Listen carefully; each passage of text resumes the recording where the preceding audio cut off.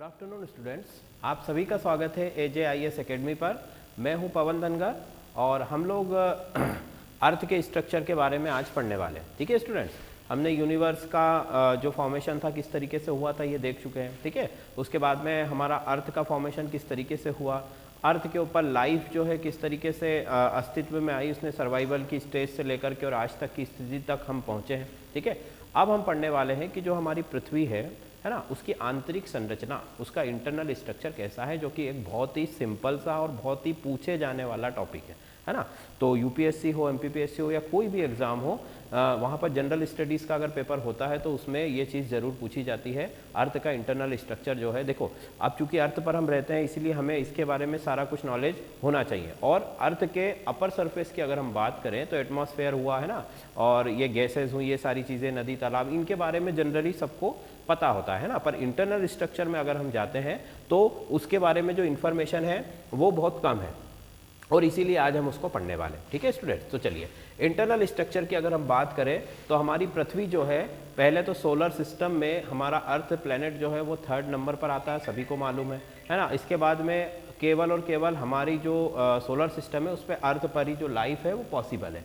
अब उसके अंदर हम सरफेस से अंदर की तरफ अगर हम चलना शुरू करते हैं तो हमें क्या क्या स्ट्रक्चर वहाँ पर दिखाई देते हैं, चलिए, है ना। तो ये देखिए, ये हमारी अर्थ है, ये मैंने बनाई हमारी अर्थ, है ना। अब अर्थ का ये रहा हमारा सरफेस, सरफेस है जिस पर हम खड़े होते हैं। ठीक है, सरफेस से ऊपर अगर हम जाएंगे तो 16-17 किलोमीटर की हाइट तक जो है हमारा एटमॉस्फेयर रहता है। इस तरीके से ये एटमॉस्फेयर बना लिया हमने, ये एटमॉस्फेयर है। टॉप पर जो है हमारे पास में ओजोन लेयर है एटमॉस्फेयर पर, ये देखो ये एटमॉस्फेयर हो गया, ये एटमॉस्फेयर हो गया। ठीक, यहाँ पर लास्ट में ऊपर सबसे ऊपर ओजोन लेयर है जो कि प्रोटेक्ट करती है अल्ट्रावायलेट रेस से। ठीक है, ये भी हम जानते हैं। और इसके भी ऊपर जो है मैग्नेटिक फील्ड होता है अर्थ का। मैग्नेटिक फील्ड तो जो है अर्थ के कोर से ही शुरू हो जाता है और बहुत हाइट तक होता है, 300-400 किलोमीटर ऊपर तक होता है मैग्नेटिक फील्ड। और वो भी हमें सन से आने वाले जो है आपके एक तरीके से सोलर फ्लेयर से हमें बचाता है और चार्ज पार्टिकल से हमारी रक्षा करता है। ठीक है, चलो, तो अब इंटरनल स्ट्रक्चर की अगर हम बात करें तो ये हमारा सरफेस है ना। और सरफेस, अर्थ के सरफेस से हम कहाँ की तरफ बढ़ने वाले हैं, अब नीचे की तरफ, मतलब उसके केंद्र की तरफ। ठीक है स्टूडेंट, तो अर्थ का जो पूरा इंटरनल स्ट्रक्चर है उसको हम 3 पार्ट्स में जो है डिवाइड कर सकते हैं। पहला जो पोर्शन है हमारे पास में वो, उसको हम कहते हैं, पहला जो पोर्शन है वो है क्रस्ट। क्रस्ट को हिंदी में कहा जाता है भूपर्पटी, है ना। भूपर्पटी मतलब कि जो सबसे ऊपरी परत है जिसके ऊपर हम खड़े हुए हैं या जिसके ऊपर हम चलते फिरते हैं या इस तरीके की चीजें करते हैं, तो ये भूपर्पटी सबसे ऊपरी सतह है ना। फिर ये जो भूपर्पटी है इसकी मोटाई कितनी है, तो इसकी मोटाई जो है वो अलग अलग जगहों पर अलग अलग होती है। जैसे कि अगर माउंटेन है कहीं पर, पर्वत है कहीं पर, है ना, तो वहां पर इसकी मोटाई अलग होगी। कहीं पर अगर समुंदर है या पानी है वहाँ पर इसकी थिकनेस जो है वो डिफरेंट होगी। फिर उसके बाद में अगर आ जाओ आप सपाट मैदानों की अगर हम बात करें, बिल्कुल प्लेन ग्राउंड है, वहाँ पर इसकी थिकनेस जो है वो अलग होगी। तो इसकी एक अगर हम रेंज की बात करें तो क्रस्ट जो है हमारा, है ना, जैसे ये क्रस्ट है, इस क्रस्ट की अगर हम थिकनेस की बात करें तो 0 से लेकर के 100 किलोमीटर, 0 से लेकर 100 किलोमीटर, है ना। मतलब कि गहराई की बात कर रहे हैं हम अर्थ पे अगर हम माइनिंग करें तो जहां पर हम खड़े वहां से 100 किलोमीटर नीचे तक जो है अर्थ का क्रस्ट कहलाता है। और अर्थ के क्रस्ट पर से ही हमें सारी चीजें जो है अवेलेबल होती है, चाहे वो अंडरग्राउंड वाटर हो, है ना, पानी जो हमें मिलता है, हम बोरिंग करवाते हैं या कुआं खुदवाते हैं, जो भी करते हैं तो वो पानी भी इसी सरफेस में होता है। जो हमारी मेटल्स होती है जिनका यूज़ करके हम अलग अलग तरह की चीज़ें बनाते हैं, है ना, जैसे लोहा है, तांबा है, या आपका और भी दूसरी जो मेटल्स हैं, एल्यूमिनियम है, सिलिका है, ये सारी जो मेटल्स हैं ये इसी भूपर्पटी पर मिलती है। चाहे वो कोयला हो, पेट्रोलियम हो, सारी चीज़ें, ये 100 किलोमीटर की रेंज में सब आ गया। मतलब कि सरफेस से लेकर के 100 किलोमीटर नीचे तक आपको सारा कुछ मिल जाएगा। जो भी हम यूज़ करते हैं, जो हमारे संसाधन है ना, जो नेचुरल रिसोर्सेस है, उसमें पेट्रोलियम है, गैस है, इसके बाद में कोयला है ना, और साथ ही साथ में जो जितनी भी मेटल्स है वो सारी मेटल्स भी हो गई और जो मिनरल्स है वो भी हो गए, सब कुछ इसी परपटी में आता है। मतलब कि हमारे काम का जो लेयर है वो केवल भूपर्पटी है, क्रस्ट है, अर्थ है।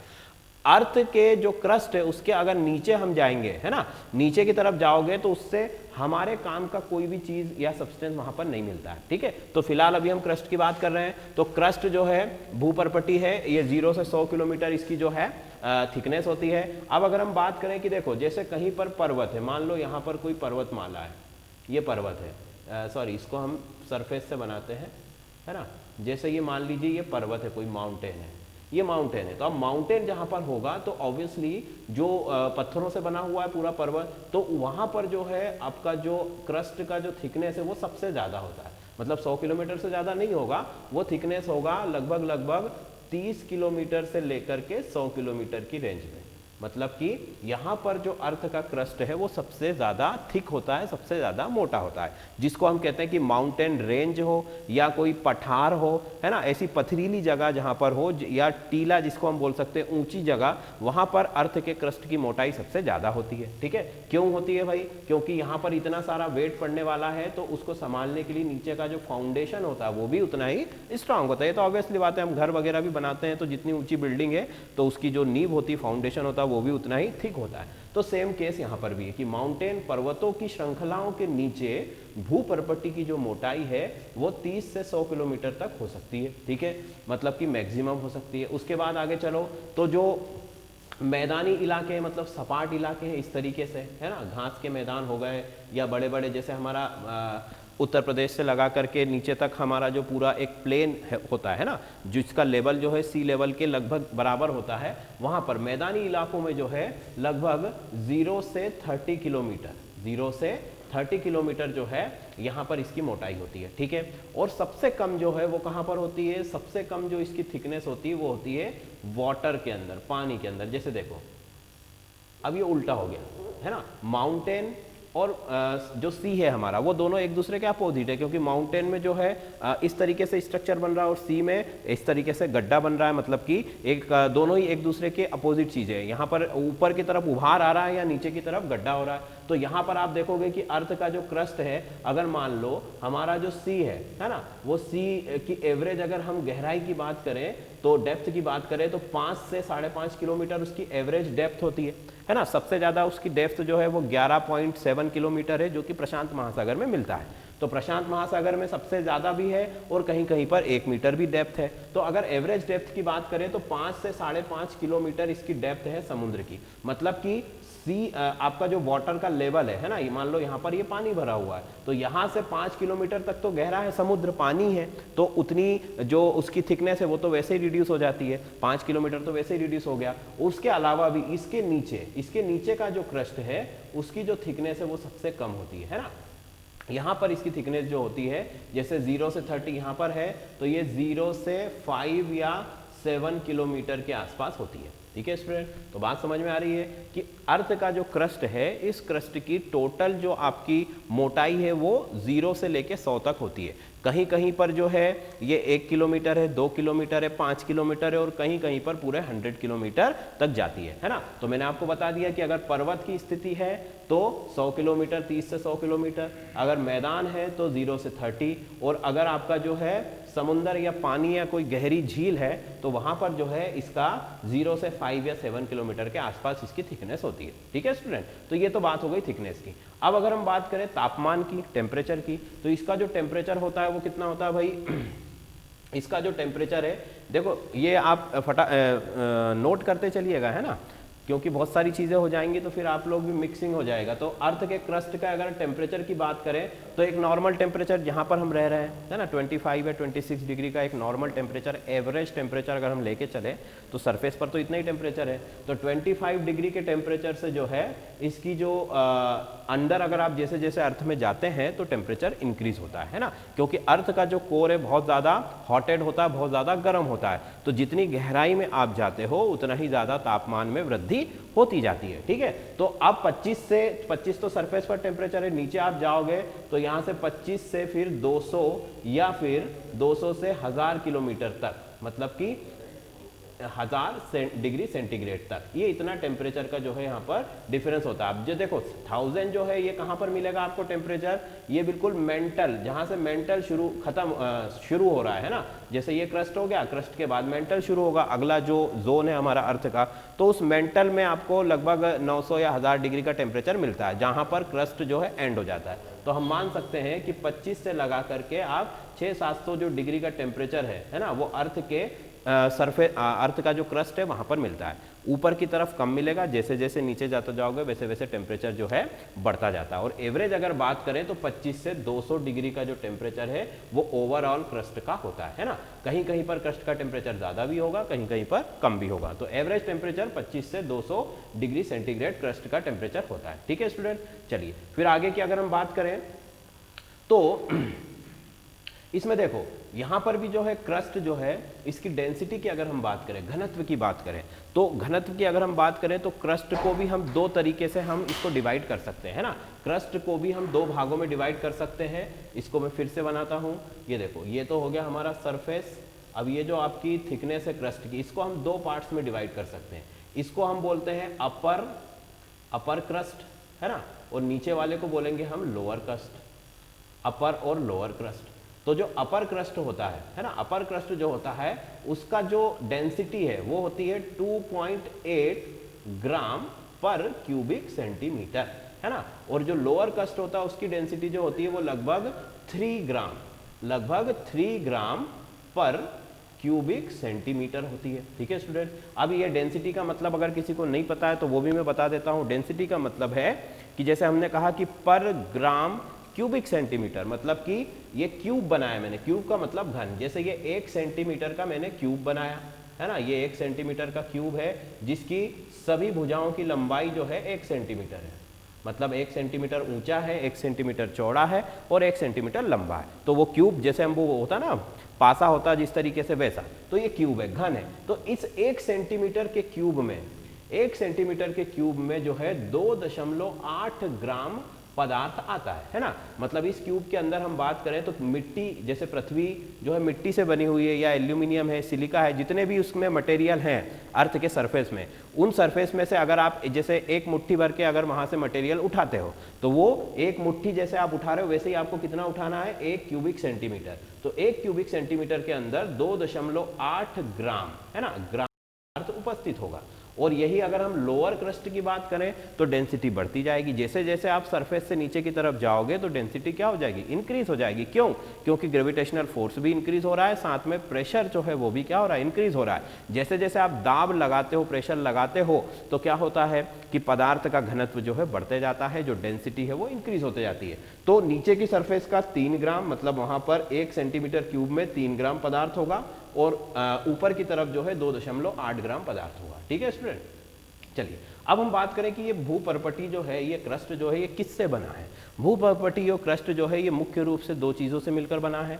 वहां पर सबसे ज्यादा पाई जाने वाली अगर हम बोले तो सिलिका है एलिमेंट, और दूसरा कौन सा है, एल्यूमिनियम। एल्यूमिनियम और सिलिका जो है अर्थ के क्रस्ट पर सबसे ज्यादा मिलने वाला सब्सटेंस है ना। वैसे भी हमें पता ही है कि सिलिका जो है, सिलिका है ना, इसका एटॉमिक नंबर जो है 14 होता है।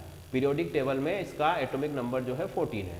तो सिलिका जो है सबसे ज्यादा मात्रा में पाए जाने वाला तत्व है पृथ्वी के ऊपर। सिलिका मतलब आप रेत समझ सकते हो, है ना, सिलिका मतलब रेत।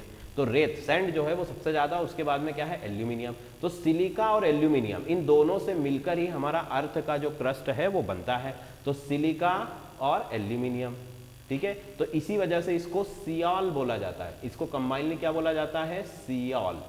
सियाल, सी मतलब कि सिलिका और ऑल मतलब एल्यूमिनियम, तो सियाल भी इसको बोला जाता है। ठीक है स्टूडेंट, तो ये सारी जो इंफॉर्मेशन है ये क्रस्ट के बारे में हो गई। क्रस्ट भूपर्पटी जो है सबसे ऊपरी सतह है, इसकी मोटाई 0 से 100 किलोमीटर है। ठीक है, फिर इसके अलग अलग भागों का तापमान भी अलग अलग होता है। एवरेज टेम्परेचर जो है 25 से 200 डिग्री सेंटीग्रेड होता है। फिर इसके बाद में इसके घनत्व की अगर बात करें तो 2.8 ग्राम से 3 ग्राम तक इसका घनत्व होता है, जो कि नीचे बढ़ते जाने पर जैसे जैसे गहराई में जाओगे वैसे वैसे बढ़ता जाएगा। ठीक है, अब इंपॉर्टेंट और इसमें क्या है कि ये जो भूपर्पट्टी है इसमें मिट्टी पाई जाती है ना, यहाँ पर सबसे ज़्यादा मात्रा में तत्व जो है सिलिका है और एल्यूमिनियम है। बट इससे भी जो है इंपॉर्टेंट इसमें एक और चीज़ होती है कि सॉइल होती है, मिट्टी होती है। तो मिट्टी की वजह से जो है आपको यहाँ पर प्लांटेशन, इस तरीके की चीज़ें, वन मिलता है ना, जंगल बनते हैं, पेड़ पौधे, फसलों को आप उगा सकते हो। ये सारी चीज़ें भी अर्थ के क्रस्ट पर ही पॉसिबल है, क्योंकि वहाँ पर जो है आपके माइक्रो न्यूट्रिएंट्स भी सॉइल के अंदर प्रेजेंट है। आप वहाँ पर खेती कर सकते हो, आप वहाँ पर किसी भी तरह का कोई कंस्ट्रक्शन कर सकते हो, ठीक है। और यहाँ से माइनिंग करके हम सारी जो कीमती धातुएं हैं, मेटल्स हैं, उनको हम बाहर निकाल सकते हैं। अंडरग्राउंड वाटर के रिसोर्सेज जो है अर्थ के क्रस्ट पर है ना। इसके बाद में आप अर्थ के क्रस्ट से जितना भी आप अर्थ से रिलेट कर रहे हैं हम ना, अर्थ से जो जो चीज़ें हमको मिल रही है वो सारी की सारी चीज़ें जो है क्रस्ट के अंदर ही होती हैं। इसके अंदर का जो हिस्सा है मेंटल और कोर, यहाँ से हमको हमारे यूज़ के लिए कोई भी चीज़ें नहीं होती, क्योंकि यहाँ पर सिर्फ क्या है, हाई टेम्परेचर, हाई प्रेशर और मोल्टेन मेटल्स, मतलब कि उच्च ताप, उच्च दाब और पिघली हुई धातुएं। इसके अलावा यहाँ पर कुछ नहीं है, ठीक है। तो ये रहो अर्थ के क्रस्ट की बात की हमने। अब हम आगे चलते हैं तो पृथ्वी का जो दूसरा हिस्सा होता है ना, अंदर की तरफ, ऊपरी हिस्सा जो है हमने क्रस्ट बता दिया। अब अंदर का जो पोर्शन होता है अगला, उसको बोला जाता है मेंटल, है ना। इसको फिर से हम थोड़ा सा ड्रॉ कर लेते हैं। ये देखो, ये तो हो गया हमारा क्रस्ट, यहाँ से यहाँ तक, ठीक। अब यहाँ से शुरू होता है आपका मेंटल। ये नीचे का जो हिस्सा है ये है मेंटल, ठीक है भाई।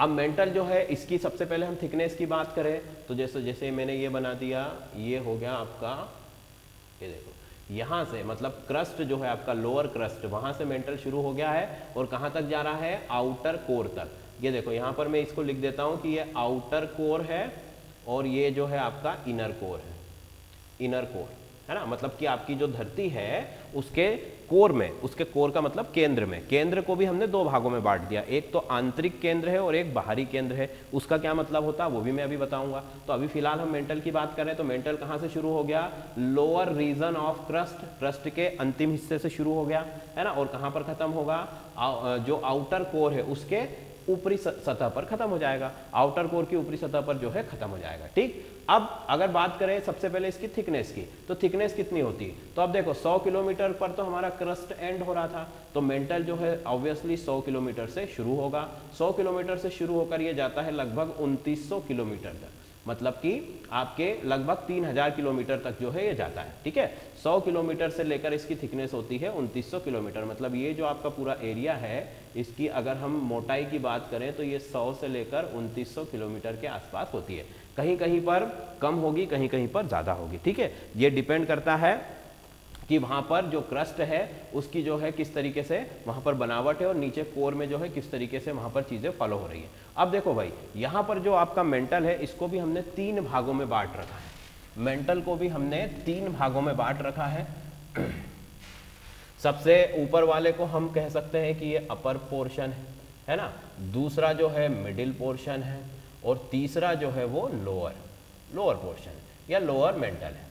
ये 3 भाग होते हैं इसके। इस भाग को हम किस आधार पर बांट रहे हैं, इस भाग को जो है हम, जो भूकंप होता है ना, भूकंपी जो तरंगे होती है, ये तरंगे हर पार्ट में अलग अलग तरीके से ट्रेवल करती है। अब देखो जब भी कोई भूकंप आता है तो यहाँ पर जो देखो भूकंप कहाँ से आएगा, भूकंप जब भी आता है तो जो टेक्टोनिक प्लेट्स हैं उनमें कुछ हलचल होती है जिसकी वजह से एक वेव जनरेट होती है, एक तरंग जनरेट होती है, एक झटका जिसको हम बोल सकते हैं, जिसकी वजह से वो झटका यहाँ से शुरू हुआ है तो वो ऊपर तक जाएगा। जैसे समुद्र में लहरें उठती हैं गहरे समुद्र से और किनारे पर आकर खत्म हो जाती है, वैसे ही यहाँ पर भी जो तरंगे उठेंगी वो यहाँ से उठेंगी और कहाँ पर खत्म हो जाएगी, सरफेस पर। तो जो नुकसान होता है वो सबसे ज़्यादा कहाँ होता है, सरफेस पर ही होता है ना। जैसे आपने कभी वो एक्सपेरिमेंट किया होगा ना कि एक चम्मच या कोई भी एक मेटल ऑब्जेक्ट को अगर आप एक टेबल पर रखकर कसकर इस तरीके से दबा कर रख लें और उसको आप इस तरीके से वाइब्रेट करते हैं ना, इस तरीके से अगर हम उसको उंगली से वाइब्रेट करते हैं तो सबसे ज़्यादा वाइब्रेशन जो है वो उसके कॉर्नर पर ही होता है। यहाँ पर इस तरफ वाला जो पोर्शन होता है वो इतना इफेक्ट नहीं करता। तो सेम यहाँ पर भी है कि वाइब्रेशन जहाँ से, जो भूकंप जहाँ से शुरू हुआ है वहाँ पर तो ज़्यादा नुकसान नहीं होगा, बट जो सरफेस है, जो उसका एंड पोर्शन है, वहाँ पर जाकर ये सबसे ज़्यादा नुकसान करता है। तो भूकंप की तरंगे जो होती है उनकी अलग अलग भाग में गति अलग अलग होती है। क्यों? क्योंकि सबकी डेंसिटी अलग अलग है। हमने अभी बताया कि कि कोर में भी क्रस्ट में भी दो पार्ट है, वहां दोनों का घनत्व अलग अलग है, और भूकंप की तरंगे जो हैं, जो आपकी अर्थक्वेक की वेव्स हैं, उनकी जो स्पीड है वो डेंसिटी पर डिपेंड कर रही है। तो जिसकी डेंसिटी ज़्यादा है वहाँ पर वेव की स्पीड कम हो जाएगी, और जिसकी डेंसिटी कम है वहाँ पर स्पीड बढ़ जाएगी। तो इस तरीके से अलग अलग डेंसिटी होने की वजह से, अलग अलग वॉल्यूम होने की वजह से यहाँ पर वेव के जो मूवमेंट है उसकी स्पीड भी डिफरेंट होती है। इसी वजह से इनको हम इन 3 पोर्शंस में बांट रहे हैं, है ना। अपर हो गया, मिडिल हो गया और लोअर मेंटल हो गया। अपर मेंटल जो है वो कहाँ तक होता है, 200 किलोमीटर तक, मतलब कि क्रस्ट के बाद यहाँ से अगर आप शुरू करोगे तो 200 किलोमीटर तक जो है अपर मेंटल होता है। फिर इसके बाद जो मिडिल है वो 200 किलोमीटर के बाद से कहाँ तक होगा, 700 किलोमीटर तक। मतलब कि यहाँ से यहाँ तक ये आप क्रस्ट जहाँ पर खत्म हो रहा है वहाँ से हमने शुरू किया तो 200 किलोमीटर तक जो है अपर, फिर 200 से 700 किलोमीटर तक जो है मिडिल, और 700 से फिर जो आपका 2900 किलोमीटर है वहां तक जाएगा आपका लोअर मेंटल। फिर उसके बाद में जो है आपका कोर शुरू हो जाएगा। ठीक है स्टूडेंट्स, इतनी बात हो गई। अब थिकनेस की बात कर ली हमने, इसके तीनों रीजंस की बात कर ली कि आपकी जो थिकनेस है वो 100 से लेकर 2900 किलोमीटर तक है। इसके बाद में हम देखते हैं कि इसकी जो 3 भाग है उन तीनों भागों की भी मोटाई अलग अलग है। एक में 200 किलोमीटर, एक में 700 किलोमीटर, और एक में पूरा टिल जो है 2019 किलोमीटर, 900 किलोमीटर। अब देखो कि इसके टेम्परेचर की अगर हम बात करें, है ना, फर्स्ट हो गया हमारा थिकनेस। टेम्परेचर की अगर हम बात करें तो मेंटल का जो एवरेज टेम्परेचर होता है ना, एवरेज टेम्परेचर जो है वो 1000 डिग्री से लेकर 3500 डिग्री सेंटीग्रेड, मतलब कि 1000 से लेकर 3500 डिग्री का तापमान होता है, जो कि बहुत उच्च तापमान होता है ना। तो उच्च तापमान है, मतलब कि अब आप देखोगे कि क्रस्ट का जो टेम्परेचर था वो कितना था, क्रस्ट का टेम्परेचर लास्ट तक जो है 200 डिग्री हमने माना था एवरेज, है ना, 0 से या 25 से 200 डिग्री सेंटीग्रेड। अब यहाँ पर आप देखोगे कि टेम्परेचर धीरे धीरे जैसे जैसे आप गहराई में जा रहे हो, ये गहराई में जो तापमान है ये बहुत ज़्यादा बढ़ रहा है।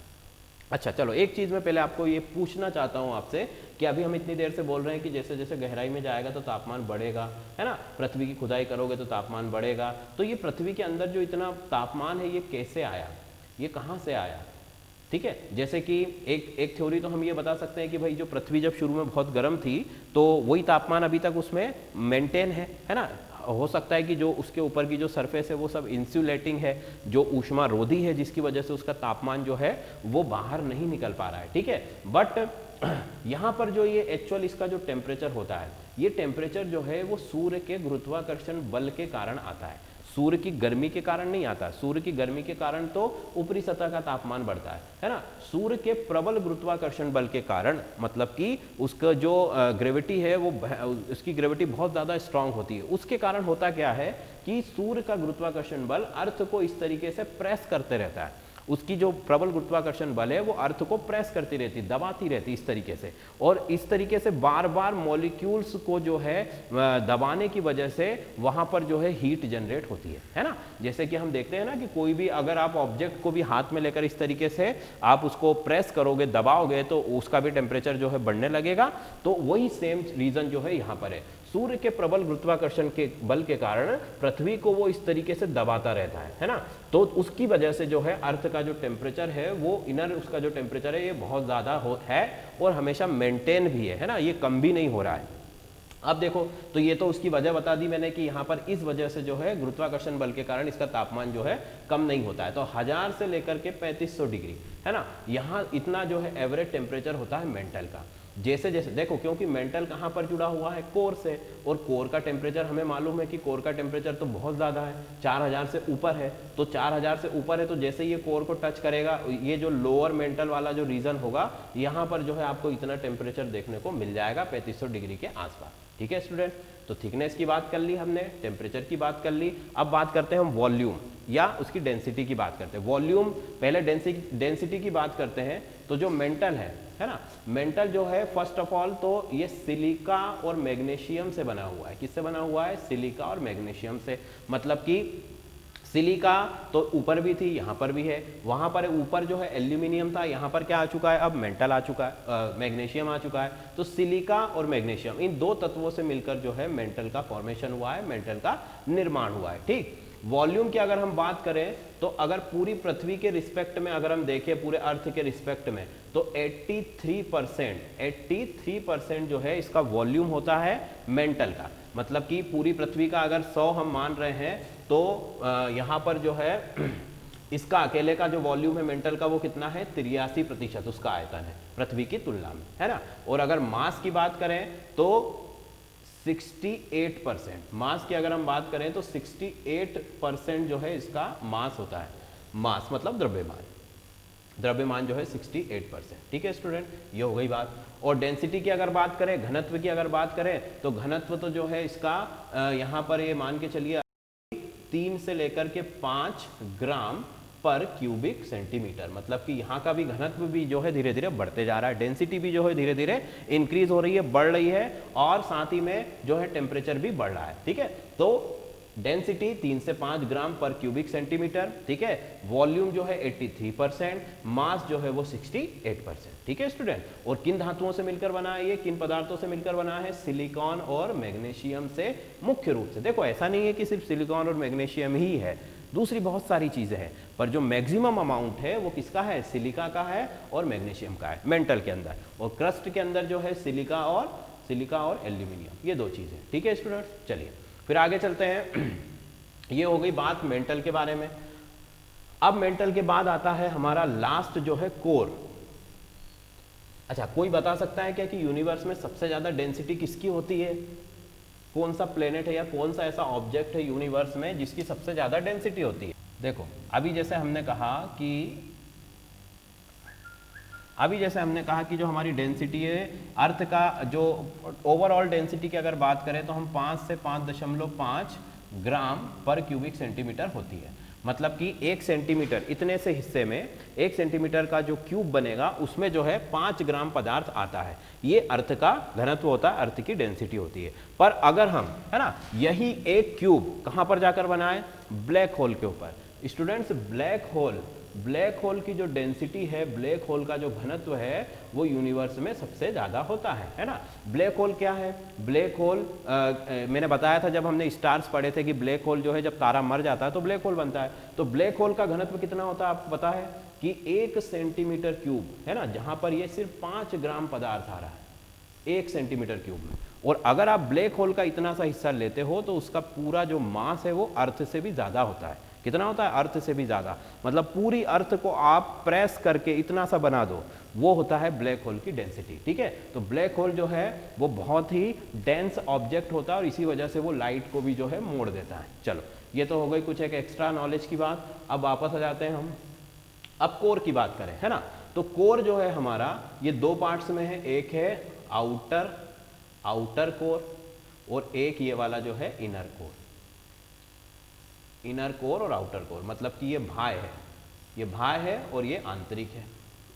अब देखो इसमें क्या परिवर्तन है भाई, कि यहां पर ये तो हो गया हमारा क्रस्ट, मान लो क्रस्ट से ये हो गया हमारा मेंटल, है ना। ये इतना पोर्शन जो है हमने लिख दिया ये मेंटल है और ये रहा हमारा क्रस्ट। अब ये जो पोर्शन आया है ना, ये जो पोर्शन है ये है हमारा आउटर कोर और उसके अंदर जो पोर्शन है वो है हमारा इनर कोर। दोनों में अंतर क्या है, देखो कोर का मतलब क्या है, कोर का मतलब है पृथ्वी का केंद्र। सारी चीजें आकर के जो है पृथ्वी का जो केंद्र है उस पर एक तरीके से हम कह सकते हैं कि फोकस हो रही है, केंद्रित है वो, है ना। अब पृथ्वी जो रोटेट कर रही है, जो रोटेशन हो रहा है पृथ्वी में, ठीक है, या जो किन धातुओं से वो मिलकर बनी है उसके, देखो कोई भी चीज बैलेंस कब होती है, जब उसके सेंटर में सबसे ज्यादा मास हो।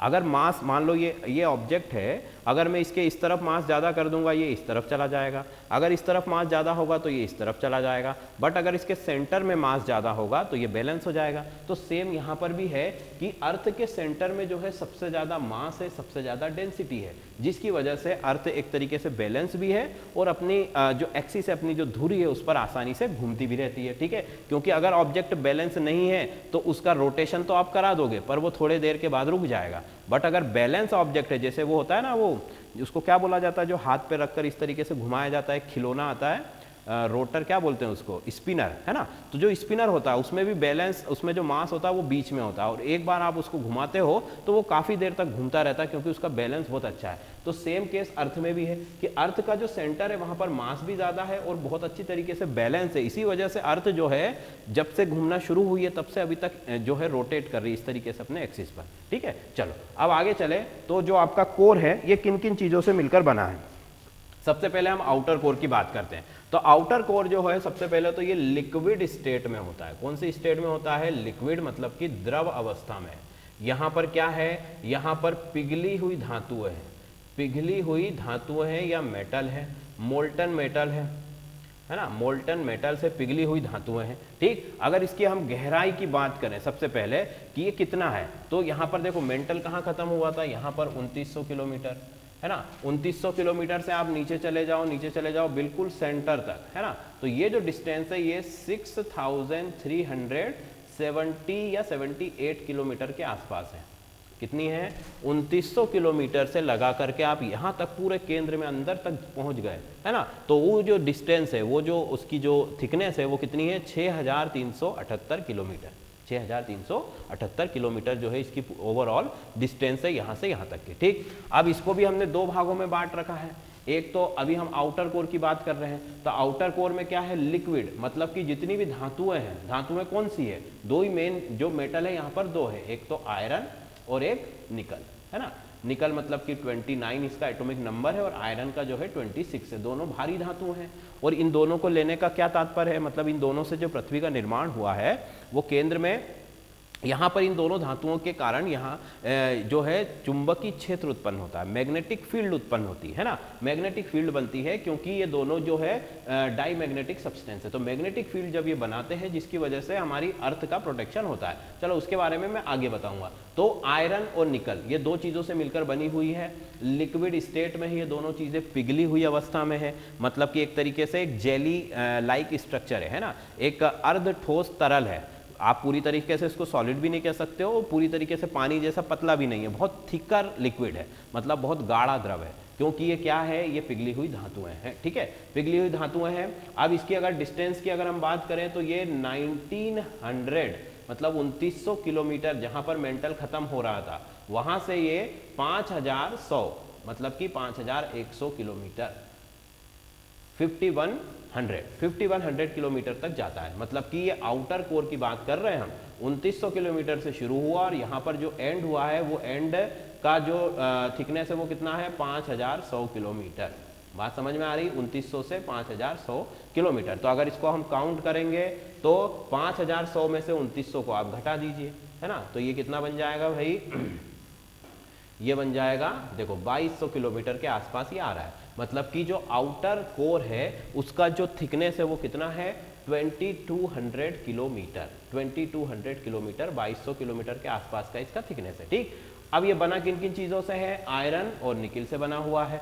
आयरन और निकिल से बना हुआ, इसके अगर तापमान की अगर हम बात करें, ठीक है, तो इसका जो तापमान है ये लगभग होता है लगभग 3500 डिग्री। जो मेंटल जो हमने बनाया था ना उसका जो अंतिम ताप था वहां से लेकर के जो है ये 4200 या 4300 मतलब कि 4300 डिग्री सेंटीग्रेड के आसपास होता है। ठीक है, तो उच्च तापमान है और प्रेशर भी जो है बहुत ज़्यादा है, तापमान भी बहुत ज़्यादा है। ठीक है, डेंसिटी भी यहाँ की कैसी है? बहुत ज़्यादा है, क्योंकि ये तो अब मेटल्स आ गई भाई। मिट्टी की जो डेंसिटी है वो तो वैसे ही कम होती है मेटल से, और यहाँ पर जो मेटल है वो तो किस स्टेट में है? लिक्विड स्टेट में है। ठीक है, तो डेंसिटी भी ज़्यादा है, ठीक है, तापमान भी ज़्यादा है और थिकनेस भी ज़्यादा है, वो मैंने आपको बता दिया है। और सबसे बड़ी बात क्या है इसकी आउटर कोर की? ये इतना इंपॉर्टेंट क्यों है? क्योंकि जो रोटेशन कर रहा है आउटर कोर जो है पिघली हुई धातु है, जो सेंटर कोर जो आपका इनर कोर है उसके चारों तरफ घूम रहा है ना। मतलब कि ये जो सेंटर कोर है ये घूमता नहीं है, ये फिक्स्ड है, ये फिक्स्ड है। इसके चारों तरफ ये पिघली हुई धातुएं हैं, ये एक तरीके से चक्कर लगा रही है, पिघली हुई धातुएं घूम रही है, मोल्टन मेटल्स जो है वो इस तरीके से घूम रही है उसके चारों तरफ, और इनके घूमने के ही वजह से जो है चुंबकीय क्षेत्र या मैग्नेटिक फील्ड जनरेट होता है, जो कि बहुत इंपॉर्टेंट होता है। अगर मैग्नेटिक फील्ड जो है यहाँ पर जनरेट नहीं होगा तो हमारी जो अर्थ है उसका प्रोटेक्शन जो है वो बहुत डिफिकल्ट में हो जाएगा, मतलब कि अर्थ जो है वो उस पर जीवन संभव नहीं हो पाएगा। इनके घूमने की वजह से ही जो है अर्थ पर जीवन संभव है। ठीक है, अब देखो हमने शुरू में ही पढ़ा था कि जब अर्थ हमारी बनी थी तो बहुत गर्म थी, गर्म होने की वजह से भारी धातुएं नीचे की तरफ चली गई, जो लाइटर मेटल्स थी या लाइटर सब्सटेंस है वो अपर साइड में रह गए, जिस वजह से हमारा जो अर्थ है, जो पृथ्वी है, उसका इस तरीके का जो निर्माण है वो हमको दिखाई देता है। ठीक है स्टूडेंट, तो ये हो गया आउटर कोर। आउटर कोर का जो थिकनेस है 2200 किलोमीटर है, कहां से कहां तक, 2900 से 5100 पिघली हुई अवस्था में धातुएं हैं, है ना। और इसके बाद में इसका घनत्व भी बहुत ज्यादा है, और इसमें जो आयरन और निकिल है ये मुख्य रूप से दो चीजों से मिलकर बना है, और इसका तापमान जो है वो 3500 से 4200 किलोमीटर तक होता है।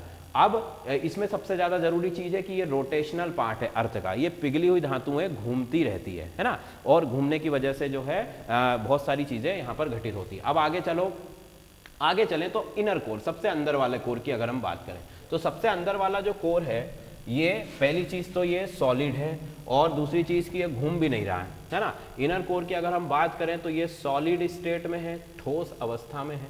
बना किससे है, बना ये उन्हीं चीजों से है, आयरन और निकल से बना है। ठीक है, अब आयरन और निकल से बना है, और तापमान इसका कितना है भाई, तापमान इसका जो है लगभग 4400 डिग्री के आसपास है ना, एवरेज टेम्परेचर की हम बात कर रहे हैं। अब देखो यहाँ पर एक क्वेश्चन आता है कि भाई अगर टेम्परेचर इतना ज्यादा है तो ये भी लिक्विड स्टेट में क्यों नहीं है, ये सॉलिड में कैसे है ना। ये क्वेश्चन बन सकता है कि भाई मेंटल का टेम्परेचर बहुत ज्यादा है बट ये कैसा है, ये लिक्विड स्टेट में, ठीक है, बट यहाँ पर जो है टेम्परेचर तो और ज्यादा है बट फिर भी ये क्या है, ये लिक्विड नहीं है, ये सॉलिड है। इसका रीजन क्या है कि प्रेशर बहुत ज्यादा है, वहां पर प्रेशर इतना ज्यादा है कि जो लिक्विड है वो लिक्विड नहीं रह पा रहा है, वो किस में चेंज हो रहा है, सॉलिड। भाई जैसे कि होता है ना कि हम गैस को प्रेशराइज्ड करते हैं, गैस पे अगर प्रेशर लगाते हैं तो उसके मॉलिक्यूल पास आते जाते हैं, पास आएंगे तो क्या बन जाएगी, वो लिक्विड बन जाएगी, और ज़्यादा प्रेशर लगाओगे तो क्या बन जाएगा, वो सॉलिड बन जाएगा। जैसे सॉलिड CO2 होती है ना हमारी, ड्राई आइस जिसको हम बोलते हैं, तो वो इसी तरीके से बनाया जाता है प्रेशर लगा लगा के। अब अर्थ का है ना, अर्थ का पूरा जो मास है, पूरा जो वॉल्यूम है, घनत्व, जो सब कुछ है, उसका सारा का सारा प्रेशर कहाँ आ रहा है, कोर के ऊपर आ रहा है ना, सेंटर कोर। इसी वजह से ये जो कोर है ये लिक्विड अवस्था में, मतलब कि द्रव अवस्था में नहीं रह पाता, ये ठोस बन जाता है। क्यों? क्योंकि वहां पर प्रेशर इतना ज्यादा है कि वो मॉलिक्यूल बहुत ज्यादा पास आ जाते हैं, जिसकी वजह से वो लिक्विड से चेंज हो जाता है सॉलिड में, जबकि वहां का टेम्परेचर बहुत ज्यादा है ना। तो टेम्परेचर ज्यादा होने के कारण, होने के बाद भी वहां पर जो है लिक्विड स्टेट अवेलेबल नहीं है। वाई? क्योंकि वहां का प्रेशर बहुत ज्यादा है। ठीक है स्टूडेंट, चलिए फिर आगे चले तो बना है आयरन और निकिल से। वॉल्यूम की अगर हम बात करें तो वॉल्यूम तो इसका कम है, ये टोटल अर्थ के वॉल्यूम का केवल 16% है। पूरी पृथ्वी का जो आपका वॉल्यूम है, आयतन है, उसकी तुलना में कोर का जो आयतन है वो कितना है, 16%, मतलब कि पूरी पृथ्वी का 16% हिस्सा है। ठीक है, अगर हम डेंसिटी की, मास की अगर हम बात करें, पहले मास की अगर हम बात करें तो मास के हिसाब से 32% है ना। पूरे अर्थ के रिस्पेक्ट में अगर कोर का, इनर कोर का मास देखा जाए तो वो कितना होता है, 32%। फिर अगर डेंसिटी की बात करें, डेंसिटी की अगर बात करोगे तो डेंसिटी जो है यहाँ की 11 से लेकर के 13.5 ग्राम पर क्यूबिक सेंटीमीटर होती है। मतलब कि ये पूरे कोर की बता रहा हूं, मतलब आउटर कोर से लेकर इनर कोर तक की जो एवरेज डेंसिटी है वो कितनी है, 11 से लेकर 13.5 ग्राम पर क्यूबिक सेंटीमीटर। ठीक है स्टूडेंट, मतलब कि क्या हुआ कि 1 क्यूबिक सेंटीमीटर में 11 से लेकर 13.5 ग्राम पदार्थ आ सकता है, मेटर आ सकता है। वहां जो भी मेटर है, वहां मेटर क्या है, आयरन और निकल। आयरन और निकल दो चीजें हैं। और साथ ही साथ में यहाँ पर स्टूडेंट्स, इनके कांटेक्ट में कोई भी सब्सटेंस आएगा तो वो उसको क्या कर देगी, पिघला देगी। जैसे पत्थर आया है ना, तो पत्थर को क्या कर देगी, वो पिघला देगी। पत्थर भी उसके साथ साथ जो है मेल्ट होकर के इस तरीके से। और फिर यहाँ पर अगर कोई भी क्रैक्स होता है, जैसे ये तो पूरा चक्कर लगा ही रहा है साथ ही में, है ना, और जैसे ही यहाँ पर उसको कोई क्रैक मिलता है तो वो प्रेशर के साथ जो है वो लिक्विड बाहर की तरफ जाता है, जिसको हम बोलते हैं ज्वालामुखी, है ना, वॉल्केनोस। वॉल्केनोस जो है वो इसी तरीके से है कि जैसे ही अगर यहाँ पर कोई भी क्रैक होता है मेंटल के अंदर, तो जो पिघली धातुएं हैं या पिघली जो चट्टाने हैं, है ना, रॉक्स हैं, उनके हाई टेम्परेचर की वजह से वो आसपास की जो चट्टाने हैं, मटेरियल है, उसको भी मेल्ट कर देती है। और अगर उसको कहीं से भी कोई जगह मिलती है बाहर जाने की, ठीक है, तो वो बाहर की तरफ निकल जाती है। और अगर सरफेस जो है वो वीक है, कमजोर है, तो उसको तोड़कर भी वो बाहर निकल सकती है, जिसको कि हम वॉल्केनोस कहते हैं, ज्वालामुखी कहते हैं। ठीक है स्टूडेंट, चलिए तो फिर आगे हम बात करें इसकी इनर कोर का टेम्परेचर हो गया, मास हो गया, वॉल्यूम हो गया, ठीक है, सारी चीजें हो गई, थिकनेस भी मैंने आपको बता दी, ये सारी चीजें हैं कोर के बारे में। ठीक है स्टूडेंट, अब देखो अगली चीज की तरफ हम चलते हैं कि भाई देखो हम कह रहे हैं कि इतनी सारी चीजें हैं अर्थ के अंदर, अब हमको इन सारी चीजों का पता कैसे चलता है ना, सोर्स क्या है, क्योंकि अर्थ के अंदर तो किसी ने जाकर देखा नहीं है। माइनिंग भी हम लोग करते हैं तो ज्यादा से ज्यादा कितनी माइनिंग करेंगे, 15 किलोमीटर नीचे जाएंगे, 16 किलोमीटर नीचे जाएंगे और ज्यादा जाएंगे, है ना, क्योंकि उसके बाद तो 20-25 किलोमीटर के से ज्यादा कोई भी माइनिंग नहीं होती है ना। इसके बाद तो जो है इतनी मशीनें ही नहीं है हमारे पास जो इतनी गहराई में जो है जाकर के खुदाई कर सके। ठीक है, क्यों, क्योंकि अंदर का टेम्परेचर बहुत बढ़ रहा है। जैसे टेम्परेचर बढ़ेगा तो मशीनों के जो पार्ट्स हैं, पुर्जे हैं, वो सब क्या हो जाएंगे, मेल्ट हो जाएंगे, खराब हो जाएंगे। तो फिर हमको कैसे पता चलता है कि भाई इतनी गहराई में इतनी सारी चीजें हैं, तो इनको पता लगाने के, इनको फाइंड आउट करने के दो तरीके हैं। देखो एक तो जियोग्राफिकल स्टडी होती है, कई तरीके की सैंपलिंग लेकर के ज्वालामुखी, दो तरीके के हम इनको रीजन्स में बांट सकते हैं, एक है नेचुरल और एक है आर्टिफिशियल। नेचुरल में हम किसकी स्टडी करके पता लगा सकते हैं, जो वॉल्केनोस है उनकी स्टडी करके हम पता लगा सकते हैं कि अर्थ के कोर में जो है किस तरीके की चीज़ें हो रही है, क्योंकि जो अर्थ के कोर में वही बाहर भी आ रहा है ना। वॉल्केनोस की स्टडी करके हम कई सारी चीज़ों का पर्याप्त जानकारी वहाँ से मिल जाती है। ठीक है, जो पहले जो टेक्नोलॉजी नहीं थी तो लोग उसी की स्टडी करते थे। फिर दूसरी बात कि यहाँ पर आप देखोगे कि समंदर के अंदर भी ज्वालामुखी फटते हैं।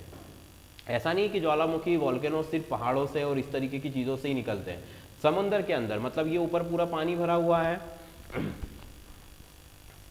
देखो ये आपका मान लो सी का सरफेस है, ये वाटर का सरफेस, ये पानी है, ये इतना पूरा पानी भरा हुआ है। तो जो सी का जो नीचे वाला सरफेस है, यहाँ से भी जो है लावा बाहर निकल के आता है, तो उसकी स्टडी करके भी जो है वो भी एक तरीके का आप उसको वॉल्केनो ही बोल सकते हो। ठीक है, वहां से भी जो है ज्वालामुखी से लावा बाहर आता है, जो समुन्द्र में से फिर पानी को जो है वेपोराइज करते हुए, है ना। इसका पता कैसे चलता है कि जहां पर भी इस तरीके की घटना होती है तो वहां पर पानी में से भाप निकलती हुई दिखाई देती है। मतलब वॉल्केनोस अगर उसके नीचे लावा है तो वो पानी को भाप बनाएगा, इतना गर्म है तो पानी की वेपर्स वहां से फॉर्म्स होंगी, उसकी ज्वालामुखी की जो गर्मी है उसकी वजह से पानी भाप बनकर उड़ेगा, जिसकी वजह से हम पता लगा सकते हैं कि वहां पर जो है इस तरीके की कोई घटना हो रही है। ठीक, इसके बाद में गर्म पानी के कुछ सोते होते हैं, मतलब कि source of water, hot water, है ना। कहीं कहीं पर कुछ ऐसी जगह है नेचुरल जहां पर धरती के अंदर से अपने आप गर्म पानी बाहर आता है ना। गर्म पानी, उसको आप आर्टिफिशियल कुछ नहीं कर रहे हैं, वो नेचुरल गर्म होकर ही अंदर से आता है।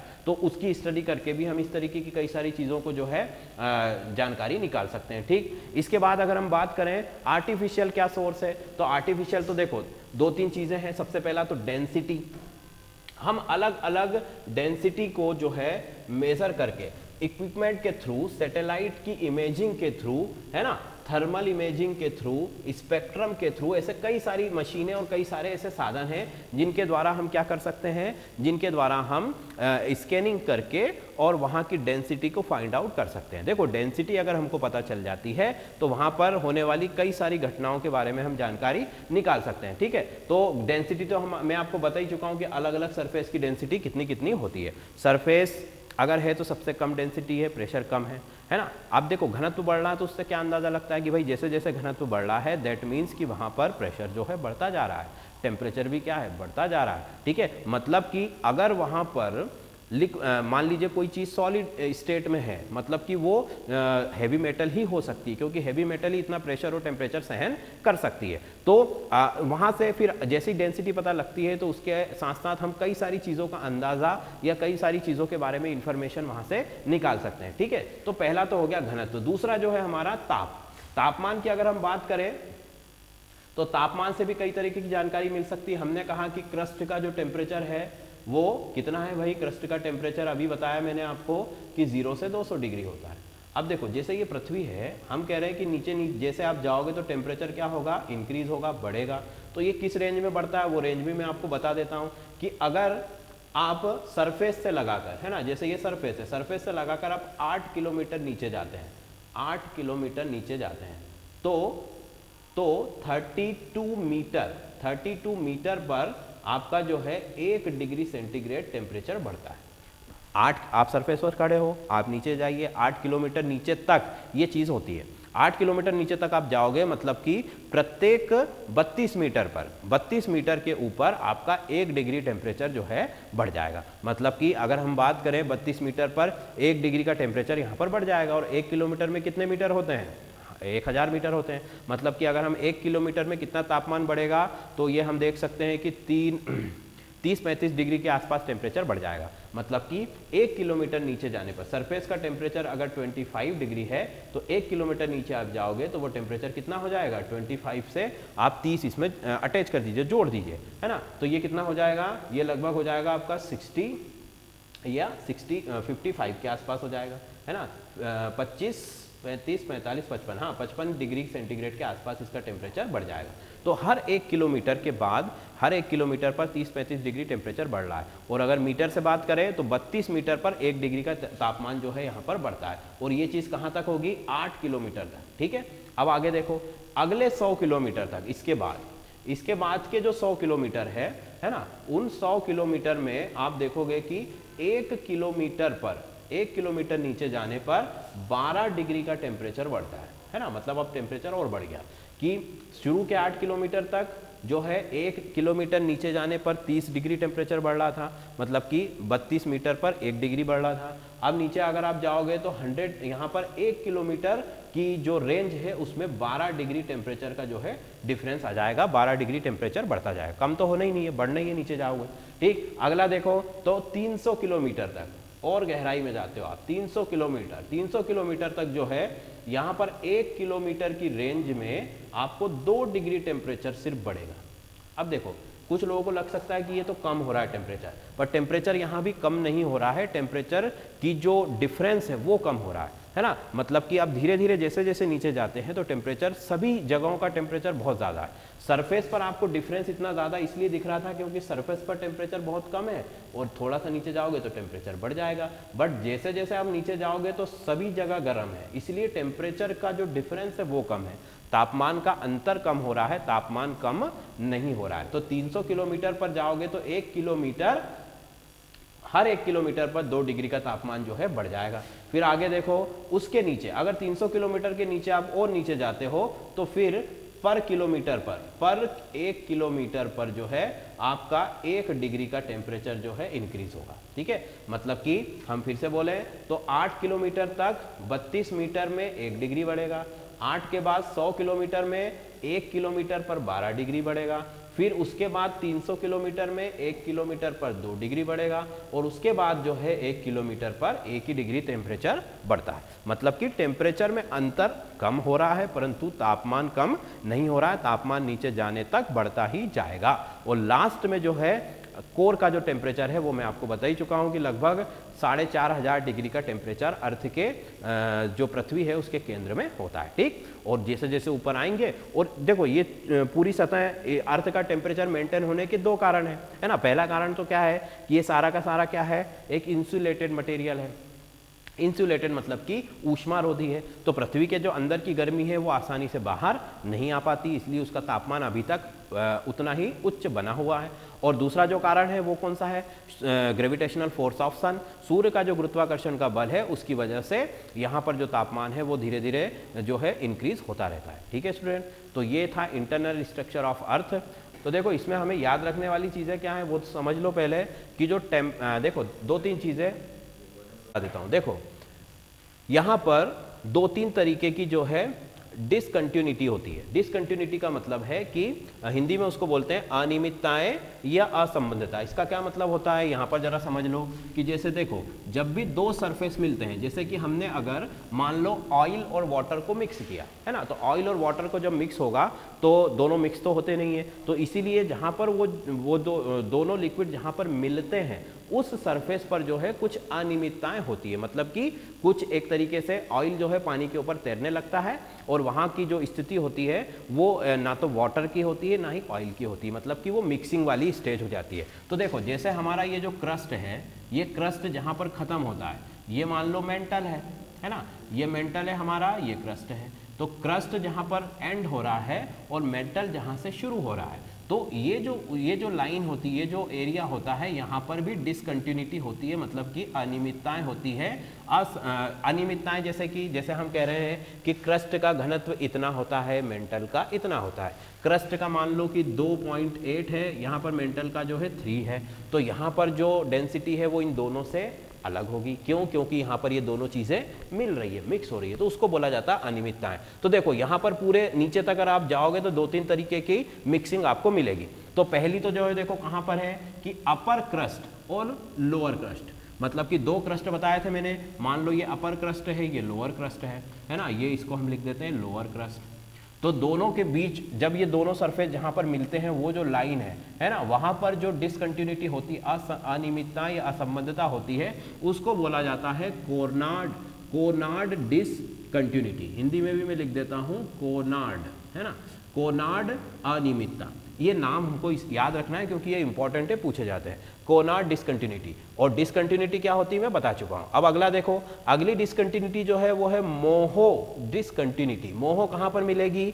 ये मिलेगी लोअर क्रस्ट और अपर मेंटल में, मतलब कि ये रहा हमारा लोअर क्रस्ट और यहां से मेंटल जहां शुरू हो रहा है तो मेंटल का अपर और क्रस्ट का लोअर। ऑब्वियसली मेंटल क्रस्ट का लोअर और मेंटल का अपर, तो वो जो दोनों जहां पर मिल रहे हैं, क्योंकि दोनों के मटेरियल अलग है, दोनों के टेम्परेचर अलग है, दोनों की डेंसिटी अलग है, दोनों का वॉल्यूम अलग है, तो ऑब्वियसली डिसकंटिन्यूटी आएगी। तो उस डिसकंटिन्यूटी को हम क्या कहते हैं? मोहो डिसकंटिन्यूटी। ठीक है, फिर अगली आती है गुटेनबर्ग